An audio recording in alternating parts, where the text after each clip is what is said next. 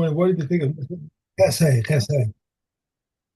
Shimon ben Gamliel says in the name of Rabbi Shimon, son of the deputy Kohen Gadol, the curtain was 100 thick, 100 breadth thick, woven upon 72 threads, each thread composed of 24 filaments, 40 cubits long and 20 cubits wide, and made of 82 times 10,000. That would make two new curtains every year, and 300 Kohanim would immerse it. Meat of the most holy offerings which became contaminated, whether through contact with the primary tumor or secondary tumor, whether inside or outside the temple courtyard. Beis Shammai says everything should be burnt inside the courtyard except that which was contaminated by a primary tumor outside. Beis Hillel says everything should be burnt except outside except that which was contaminated by a secondary tumor inside. Eliezer says that which was contaminated by a primary tumor, which inside or out, should be burned outside. But that which was contaminated by a secondary tumor, whether inside or out, should be burned inside. And Rabbi Akiva says, wherever it became contaminated, it is burned. Okay. Okay. Next up, we're gonna go to a new.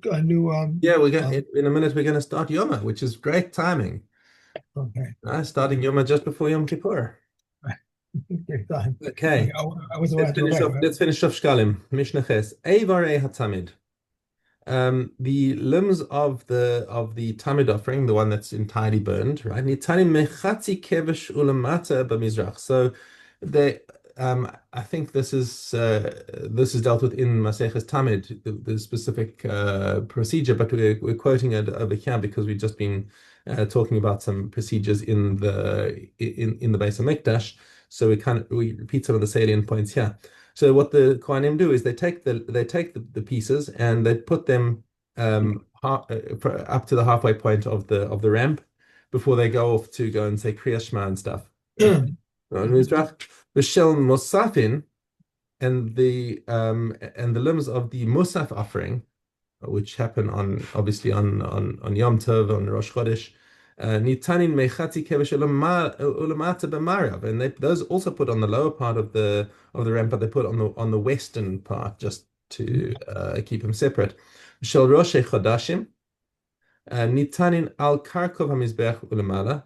They're placed on the Kharkov, which is between the Ben Karnos Hamizbeach. So between the horns of the altar, those projections on the corners, where the kohanim walk up on the upper area, so it's in that upper area. Hashkalim v'bikurim. Now, returning to briefly to our main subject of the Masechta, Shekalim and Bikurim, ein nohagin el b'fnei habayis. These things are dependent on the temple being in place. The Shekalim, because it's going towards temple upkeep and maintenance, so there's no need for Shekalim when there's no Beis Hamikdash. And Bikurim, because the pasuk says you've got to bring these things Beis Hashem Elokecha, you've got to bring the Bikurim to the temple. If there's no temple, there's no Bikurim. So we don't keep Bikurim nowadays. Aber Maaser Dagan und Maaser Behema v'habachorios noagin ben b'fnei habayis ben shelo b'fnei habayis. So these other things where we take off trumas and masros from produce, and Maaser Behema, taking off every 10th animal, and a bechor. All of these things are not dependent on the temple. The ritual of how to deal with them does involve you needing the temple because you want to bring them on the mizbeach. But that's a technical problem rather than something in the original mitzvah. So for example, nowadays with anything that you would have to bring to the temple you just have to put aside and let it rot. Right. Okay. Hamakdish shkalim. Now, what happens if nonetheless somebody goes ahead and takes out his shekel and says harezu lemachatzis shekel. And we're not talking about the stuff on Purim, with the zeichel machatzis shekel. We always say it's a zeichel machatzis shekel. We don't say it's an actual machatzis shekel, because if you actually say it's a machatzis shekel, says the Tanna Kama, hareze kodesh. It actually becomes kodesh, and nobody's going to be allowed to use it because it's supposed to be able to go to the temple. That says the Tanna Kama. Same goes for Bikurim. If you're looking at your tree and you tie a little red string around the first bud of the fruit and say, raise a Bikurim, well, now you've got a problem. Now you've got Bikurim. You're not going to be allowed to have Hana from it, and you can't bring it to the temple. So it's going to have to be left to rot.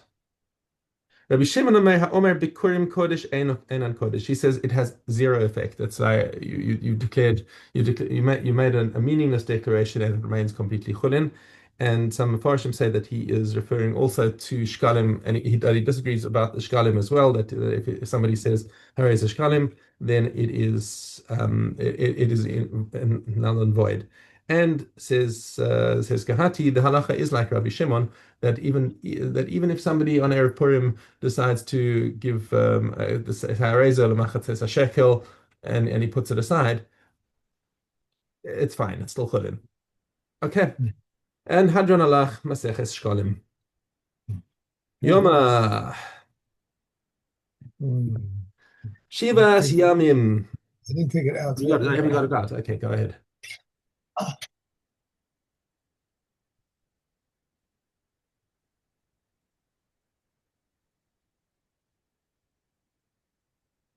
no, where are you? I don't see. I have to be here.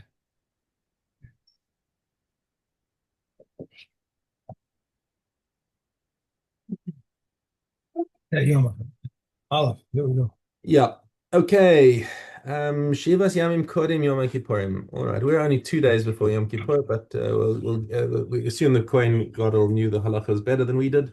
All right. So 7 days before Yom Kippur, Mafrishim Kohen Gadol mi Beiso Lishkas Pal Hedrin. So now we take him out of his house, and his wife says goodbye to him, and he has to come and stay inside the temple grounds, so that he can start preparing himself mentally, spiritually, physically, tumah-wise, Tara-wise, and he takes up quarters in the Palhedrin chamber, in the temple area. Umaskinin lo kohen acher tachtav, and what's more, the deputy kohen gadol gets set aside as well, because Shema Yera Psul. Because what happens if something goes wrong with the kohen gadol? Erev Yom Kippur, he becomes tameh. Any kind of tumah that he gets, whether it's a sheretz or tumas keri or anything like that, if he becomes tameh on Yom Kippur, he's going to need to go to, even if he goes to mikvah on that day, he's still going to be a tvul yom. Right. So he can't. Right. So he cannot carry out the avoda. He's going to walk into the Kodesh HaKodashim, and Tvul Yom can't even go into Oh, right. right. He can't even go into the Chel. So it's like into the Azara. So definitely that's why we have a deputy Kohen Gadol who's there and ready in place in case anything happens to the Kohen Gadol. Shema Yirabo Psul. Rabbi Yehuda takes it a step further. He says we got a problem with the we have a deal that he's got to be mechaper ba'do ovad beiso. He's got to be as we're going to see in the Mishnah. He's got to be mechaper for both himself and for his house, and which is his wife. And he's got to have exactly one wife, right? Not two, not three. He has to have one wife. Okay, so what does he say? If in case what happens, we've got a concern. Maybe his wife's going to die, and if his wife dies, then he's not going to be able to do the avodah. So therefore, we prepare him a second wife. Now this is going to be a bit of a dance. Okay, so let's just see it inside. Rabbi Yoda Omer, Af isha acheres maskinin lo. They make him have a second wife. Shema tamos ishto shenema ba'adov ad beso or beso za ishto. So Rabbi Yehuda says we're going to have to do a bit of a dance, because he's got exactly one wife. So we're going to have to give him take this random woman and make him do a kiddushin on her, and have a conditional get that he gives her beforehand.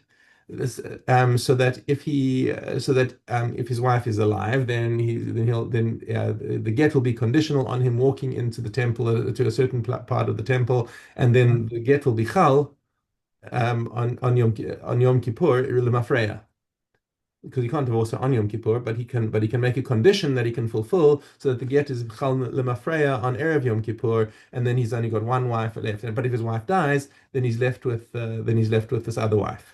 So he can't become Tomei. That's the first thing. Second is he Right. has a second wife now, and he has to perform he has to with her. So he could so the marriage is kal. So then what happens there? What happens is then he becomes Tomei again, No. So right? he'll marry her before. He'll marry her before that. 2 days before. You can marry her 2 days before and go to mikveh, and that's cool. Okay. So this is Right. according to Rabbi Yehuda, and everyone else looks at Rabbi Yehuda and says, "Amru lo im kain ein ladavar sof." Okay, so then if you're worried about death, then maybe he has to have 3 wives or 4 wives because maybe both of them will die. It says, "Tuma happens all the time. That's why we have to take special steps to make sure that he doesn't we've got a substitute Kohen Gadol in case he becomes Tameh. That his wife's going to die punkt on Yom Kippur. Come on." She looks perfectly healthy, and there's no reason why we're going to think about that. And ultimately, nobody actually says this in the commentary, but I mean, if it happens that his wife dies and he can't perform it, then we still got a deputy Kohen Gadol, and he can take Right. over. Mhm. So I don't see. I actually don't know why nobody mentions that particular point. So just like if he became Tame, okay, so he became a widower, and now the deputy will take over. Okay. The Be that as it Rabbi, may, the halacha is not like Rabbi Yehuda. Rabbi Yisrael Peah, who was the Rosh Yeshiva of this yeshiva for Rockaway, big tall Hmm. God and everything. He was in the middle of davening on Kippur, and he got a message his father died. So he had to stop. He sat down, and someone else took over in Yom Kippur. Why did they do that to him? Because I guess he couldn't continue davening because he was No, but not why them. why tell him? I don't. I wasn't there at the time. I just know the story. I mean, that was I've got a Master Shehaya with Rabbi Goldfein Zatzal, my Rosh Yeshiva. There was a We had a high school program. Kids in the last couple of years of high school were coming to try out the yeshiva and see if they wanted to come and learn. And like especially in South Africa, that's a big deal when you've got kids who are interested in coming to learn, and they've got to be able to interact with the Rosh Yeshiva. And the Rosh Yeshiva's mother was Niftar in the middle of right at the beginning of the program, and the Rebbitzin picked up the phone to get the news, and she knew that this is in the middle of the high school program, so she straight away picked up the phone to Rav Gifta Zatzal, who's Rosh Hashanah's Rebbe, Right. and said, "Must I tell him?" And Rav Gifta said, "No, no, do not tell him. Wait until after the high school program is finished, and then you can tell him." That's the same as the story in the Sefer Torah, right? There's a story about that. Not Torah, but there's a story about a Rav whose son died, Mm, right? And when his wife didn't tell him until after Shabbos. yeah. She didn't Yes, go that's right. tell That's a Gemara, actually, I think. so I couldn't remember what it was exactly, but yeah, I Yeah. remember. Mhm. Yeah, But they told him. lots of stories like that. Is that you don't just it's not partial that you just go and tell somebody as soon as you know. They don't have to know right now. You got to think, well, maybe all these halachas are going to be chal as soon as you tell them that he's an avel. Why do you want to mess up the Yom Kippur davening for everyone?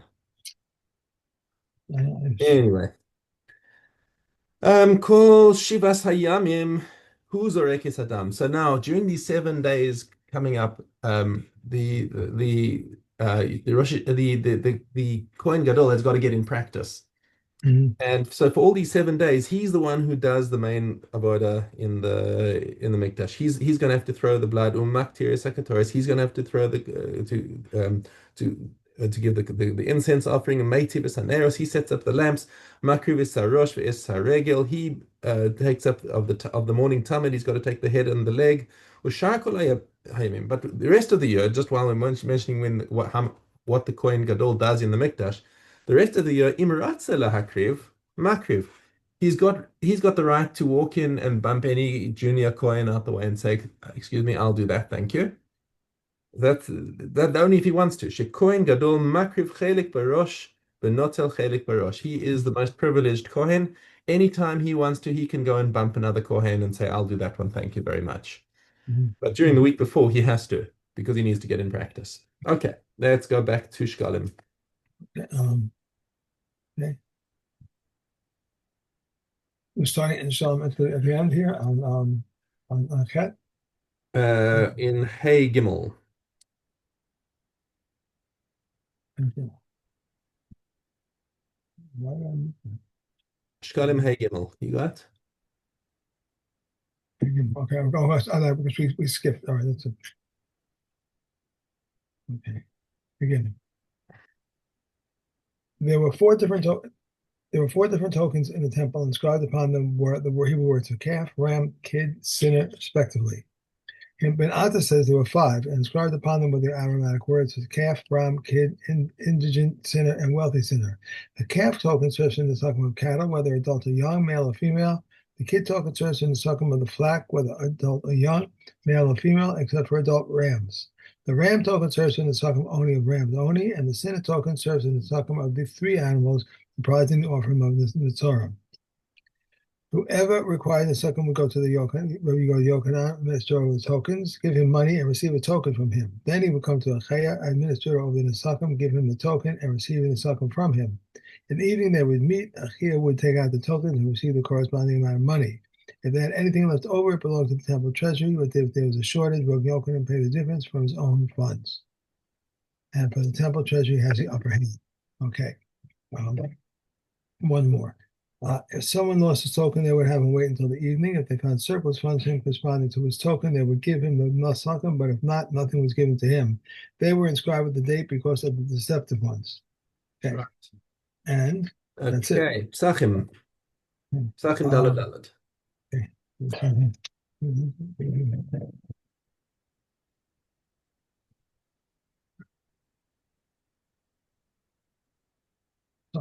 Here we go. Okay, Dalad. Where it is customary to eat roast meat on the night of Pesach, we may eat it. Where it is customary not to eat roast, we might not eat it. Where it is customary to light lamps on the night of Yom Kippur, we may light them. Where it is customary not to light them, we may not light them. But in all places, we light lamps in the synagogues, houses of study, dark alleys, and for the sick.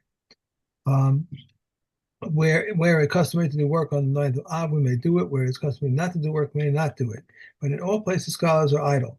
Rabbi Shimon ben Gamliel says this man should always adopt the behavior of a scholar. And what the comments say, in Jehu, they used to work on the eve of Pesach until midday, while in Galil, they did no work at all. As the night, Beit Shammai forbid work, while Hillel prohibited it until sunrise. Okay. Okay, that takes care of that. Okay. And we are to... No, there's another one. No, sorry, one more in Psachim. We've got Mishna Vav as well. I'm sorry. But Meir says any work which one began before the 14th, he may finish on the 14th. He may not begin initially on the 14th, but even if he can finish it before midday, we come and say protections of three calves may work on the eve of Pesach until midday. They are tailors, barbers, and launderers. And Rabbi Yossi ben Yehuda said also shoemakers. Okay. Next. Just a question. We're going to start with Shekalim tomorrow or Yoma? What?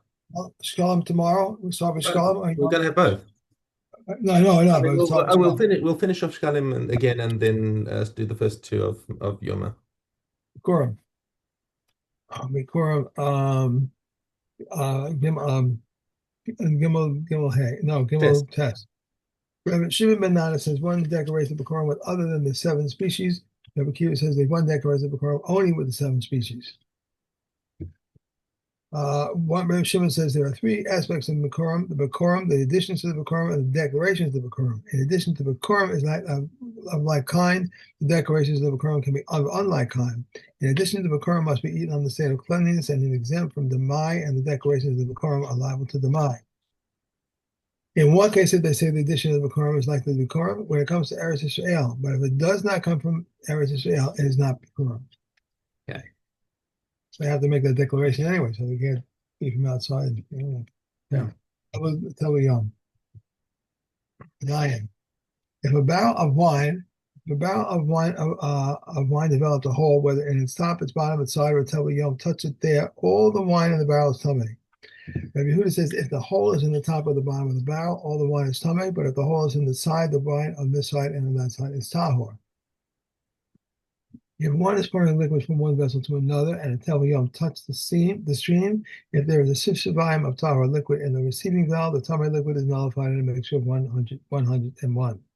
Concerning the bubble in the wall of the barrel that was punctured, both on the inside and the outside, whether at the top or the bottom, if the holes are opposite each other, it becomes tamei if touched by an avatuma, and it is tamei if it's the same roof as a corpse. The inside hole is at the bottom, and the outside hole is at the top. It becomes tamei if touched by an avatuma, and it is tamei if it's under the same roof as a corpse. If the inside hole is at the top and the outside hole is at the bottom, it remains tamei if touched by an avatuma, but it is tamei if it is under the same roof as a corpse. All yados, the foods that are considered connected to the case of avatuma, are considered connected to the case of yom. Regarding a piece of food that was separated into two parts but is still partially attached, Reb Meir says if he grabs and lifts the larger part and the smaller part comes up with it, then it is his one. Reb Yehuda says if he grabs and lifts the smaller part and the larger part comes up with it, then it is his one. The Mekama says that he grabs it by the Talmud part, but the Mekama says he grabs it by the Talmud part. And regarding all other foods, that which is ordinarily grasped by the leaf is grasped by the leaf, and that which is ordinarily grasped by the stalk is grasped by the stalk. Okay. Heros, Isos. Okay, base hollow. For lack atonement for offerings and for offerings were intentional as well as inadvertent transgression. These are the ones who lack atonement offerings for the Zav, the woman who has given birth, and the Mitzorah. If Eliezer ben Yaakov says a proselyte too lacks atonement until the blood is sprinkled for him, and so he does nausea for his wine, his hair cutting, and tumah. These bring an offering for intentional as well as inadvertent transgression. He who cohabitates with the betrothed maidservant. The nausea became tamei for the oath of the testimony and for the oath of the deposit. 5 bring a single offering for many transgressions, and 5 bring a variable offering. These bring a single offering for many transgressions. He who cohabitates with a slave woman many times, and Nazir becomes tamei many times. One who warns his wife concerning many men, and a Mizorah who become afflicted with many lesions. If he brought his birds and was then again afflicted, they did not count for him until he brings his chatos. Rabbi Yehuda says until he brings his asham. Okay. And that's it. Okay. You see what this says? I didn't read the commentary. I went one. It says here that he who cohabitates with a betrothed servant, then it says later many times. What does many times mean? I'm sorry, which context are we talking about? And it says that if he cohabitates with a so normally when you do an Avera, however many times you do it is how many korbanos you're going to have to bring. But the Shivcha Nechrefes is a specific case where no matter how many times he does it, it's only one korban. Okay. Well, there we go. And the last one is Baba Kama. If a bull of a Jew gores a bull consecrated to the temple, or if a bull consecrated to the temple gores a bull of a Jew, its owner is exempt. As it is said, another's bull, but not a bull consecrated to the temple. If a bull of a Jew gores a bull of a Gentile, the Jew is exempt. But if the bull of a Gentile gores a bull of a Jew, whether it be a Tam or Muad, the Gentile pays the damages. The bull of a person of sound mind gores the bull of a deaf mute, a mentally deranged person, or a minor, its owner is liable.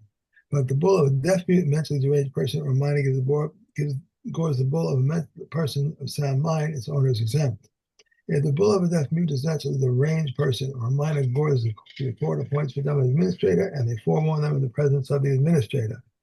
If the deaf mute gains his senses, the mentally deranged person becomes sane, or the minor becomes of age, the bull reverts to the status of a tom. This is what Meir's view. Rabbi Yossi says it remains in its present state. A bull from the arena is not liable to death, as it is said, if a bull gores, but not that should be made to gore. If a bull gores a man and he dies, if the bull is muad, the owner pays ransom. If you tell him, he is exempt from ransom. Both are liable to death. The same applies to a male child, and the same applies to a female child. If it gores a male slave or a female slave, its owner pays 30 selim, whether it was worth a mana or whether it was worth no more than one dinar. Okay, and we're done. Okay, have Okay, a I gotta great run. day. Go, bye. See you tomorrow. Bye. Okay, have a wonderful day. See you tomorrow.